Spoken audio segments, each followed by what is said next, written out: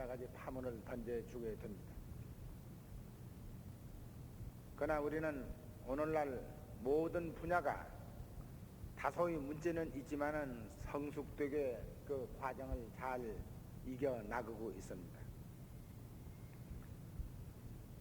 그러나 우리에게 이 사회 모든 여러 가지 문제가 있는 것을 우리가 신문 또 기타 여러 가지로 보면은 그것은 당연한 시대적인 과도기에 있을 수 있는 문제라고 이렇게 생각을 합니다. 그러나 우리나라 국민들이 각 분야에서 일하는 모든 사람들이 성숙해 있기 때문에 전혀 문제되지 않는 것을 문제시하는 것은 극히 적습니다. 대부분 그 문제가 되고 있는 것은 그 나름대로 문제가 있는 것입니다. 그것은 학원이 그렇고 사회가 그렇고 모든 문제가 있는 것입니다. 그러나 그 모든 문제점 이런 것을 잘 정리해 나가고 이겨 나가는데 그 나라가 발전되어 나가고 있고 좀 더 나은 사회로 좀 더 발전되는 사회로 이겨 나가는 길입니다. 한국 경제가 10월 20 사태 이후에 많은 어려움을 겪고 있습니다. 그것은 10월 26일 사태가 빚어진 것이 아니고 그 전부터 좋지 않은 한국 경제의 나쁜 징조가 나타나기 시작한 것입니다. 그것은 한국 경제가 가장 절정에 이른 것은 1977년도가 최고의 절정에 이르렀습니다. 한국 경제는 확실히 우리들이 다 아는 바와 같이 우리는 일본 사람들 밑에서 이렇다 할 우리나라 사람들이 그 나라를 그 민족을 이끌고 나갈 수 있는 경제 이를테면은 자유기업에 대한 아무 훈련이 없고 경험도 없고 또는 기술도 없었습니다. 2차 대전 이후에 자기의 힘이 아니고 연합군의 힘, 미군이 주도해서 한국이 독립됐지만은 북쪽은 소련군이 차지하고 남쪽은 미군이 차지해서 각자가 그 나름대로 형편이해서 북은 소련식으로 국가를 형성하고 남쪽은 미국식으로 국가를 형성했습니다. 그 이후에 양쪽의 군대가 점령해가지고 양쪽의 군정 장관들이 자기네 나름대로 통치했고 그 밑에는 여러 한국 사람들이 정치인, 사회인 모든 사람들이 각자 자기의 출세로다 이리 뛰고 저리 뛰고 하면서 과도기적 군정의 난리를 겪었습니다. 그 후 다시 우리가 남쪽 얘기만 하더라도 모든 정치가들, 모든 사회인들이 각자의 영하와 영달 그 출세의 기회로다가 모든 사회를 악용하면서 혼란이 지속됐습니다.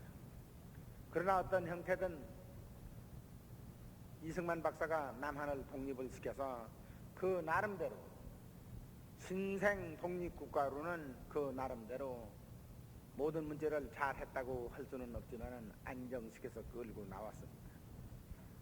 그러나 그것은 이승만 박사 중심으로 모든 그 밑에 있는 장관들, 강요들, 정치인들 그런 분들이 자기 나름의 출세로 여러 가지 의견을 내고 사회를 조직해 나갔습니다마는 결국은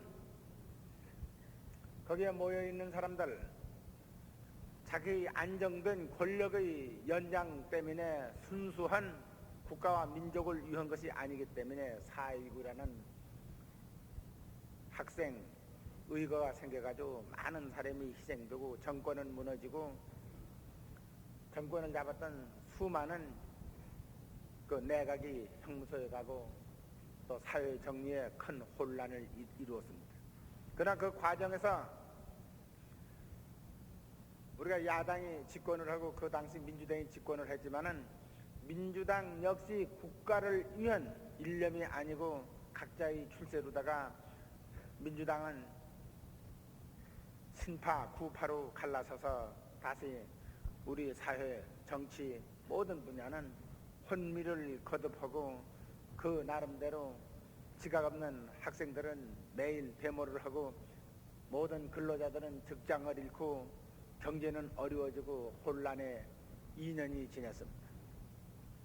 그러다가 군대에서 들고 일어나서 5.16 혁명으로 군대에서 정권을 잡고 강력한 통치 시대가 진행되기 시작했습니다. 그러나 군정 2년 그리고 다시 선거를 해서 17년간 그것은 과거에 그 정치적 혼란이 국가의 어려움을 겪는다는 그 일념 때문에 그 17년간의 강력한 통치 시대는 정치인에 대한 많은 불편을 주고 정치는 그대로 봉쇄를 시켜놓고 경제 우리가 일을 해서 직장을 만들고 새로운 산업을 발전시키고 새로운 기술을 발전시킨다는데 전념을 해서 이 모든 정치 때문에 사회가 비능률이라 그래서 정치를 완전히 봉쇄시키는 유신 체제를 만들었습니다. 이것은 우리나라 발전에 정치 분야에 상당한 많은 어려움을 겪게 한 것은 사실이고 또 경제 분야에서 모든 문제점이 있는 것은 사실이지만은 그 부분적으로 또 더욱이 상당한 부분은 경제적으로 큰 공연을 한 것이 사실입니다. 10월 26일 사태 이후에 한국은 그 급변하는 정치 사태 때문에 아주 큰 혼란에 빠질 거라고 모든 세계에서 그렇게 생각을 했습니다. 그러나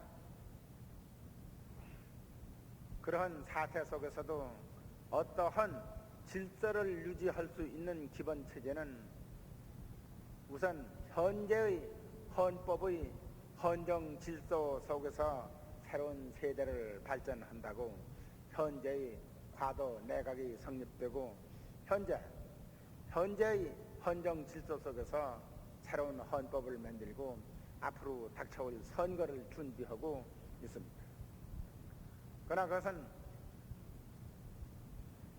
이 모든 사회가 학생이든지 모든 분야가 데모든지 혼란이든지 이런 게 없는 한 계획대로 새로운 헌법이 쓰고 새로운 질서가 쓰고 새로운 선거에 의해서 새로운 정부가 쓸 것으로 우리는 내다보고 있습니다. 여기에 가장 어려운 문제는 한국의 경제입니다. 이것은 이 경제 문제는 10월 26일 사태 이전에 한국 경제는 잘못되어 가고 있는 것입니다. 그래서 우리가 가깝게 대비해 볼 적에 우리가 대만을 대비해 보면 좋습니다. 대만은 여러분이 잘 알다시피 장개석 총통이 중공 대륙이 공산화하자 거기에 일부 정치인을 이끌고 대만에 건너와서 대만에 자유주의 경제체제를 확립하고 중국 대륙 본토를 자유 모든 경제체제로 수복할 때까지 대만은 영구 계엄령 휴하에 두어가지고 모든 정치의 자유를 봉쇄하고 이 자유경제체제 그 경제로 일변 몰고 나갔습니다. 오늘날 후진국에서 가장 잘 되고 있는 나라가 대만입니다. 물론 그 정치 체제는 한국의 정치보다는 훨씬 더 불편이 많습니다. 그것은 어떠한 그 나라 통치자를 선거에 의해서 뽑는 게 아니고 현재 장개석 총통 또는 그 후계자들을 위한 신임 투표밖에 없고 어떠한 새로운 통치자를 그 대만 자유중국 그 자체가 뽑는 것이 아닙니다.